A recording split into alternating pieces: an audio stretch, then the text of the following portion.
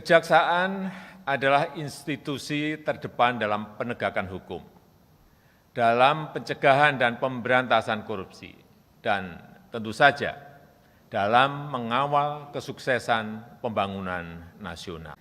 Kiprah kejaksaan adalah wajah pemerintah.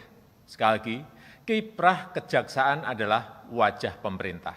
Kiprah kejaksaan adalah wajah kepastian hukum Indonesia di mata rakyat dan di mata internasional.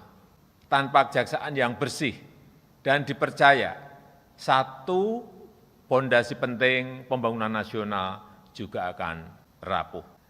Kepercayaan publik terhadap lembaga penegak hukum harus terus ditingkatkan. Integritas dan profesionalitas jaksa adalah keharusan. Pengawasan dan penegakan disiplin internal harus terus diperkuat. Kejaksaan harus bersih, kejaksaan harus bersih. Kejaksaan harus dapat menjadi role model penegak hukum yang profesional dan berintegritas.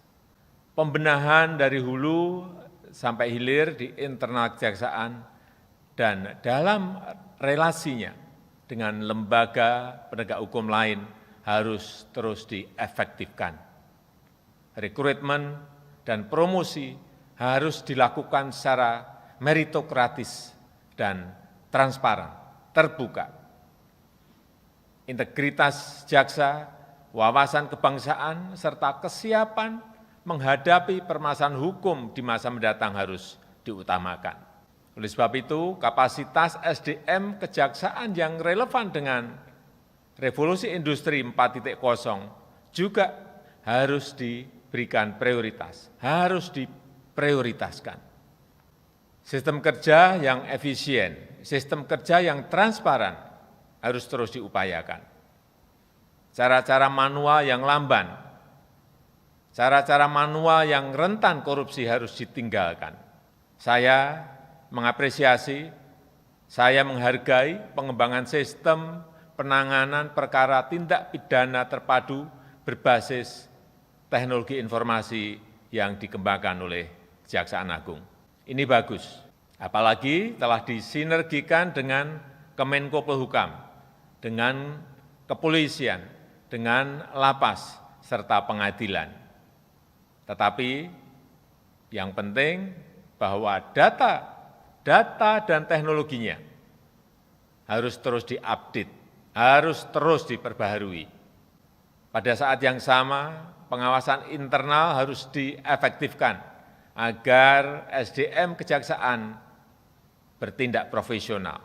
Penanganan perkara harus diarahkan untuk mengkoreksi kesalahan pelaku, untuk memperbaiki pelaku, untuk memulihkan korban kejahatan. Penanganan korupsi juga harus bisa meningkatkan pengembalian aset kejahatan kepada negara. Tadi disampaikan oleh Bapak Jaksa Agung bahwa telah kembali kurang lebih 19 triliun, ini jumlah yang sangat besar. Dan tentu saja bisa mencegah korupsi berikutnya. Sebagai pemegang kuasa pemerintah, kejaksaan juga harus bekerja keras untuk membela kepentingan negara, menyelamatkan aset-aset negara. Namun, penegakan hukum juga jangan menimbulkan ketakutan yang menghambat percepatan, yang menghambat inovasi. Pengawasan harus diarahkan untuk mempercepat pembangunan nasional, apalagi yang menyangkut penggunaan APBN, yang harus dibelanjakan secara cepat dan tepat untuk kepentingan rakyat, dan membawa negara kita Indonesia keluar dari krisis kesehatan dan krisis ekonomi sekarang ini. Selain komitmen di atas, komitmen penuntasan masalah HAM, masa lalu harus terus dilanjutkan. Kejaksaan adalah aktor kunci dalam penuntasan pelanggaran HAM masa lalu. Kemajuan konkret dalam upaya penuntasan pelanggaran HAM masa lalu perlu segera terlihat.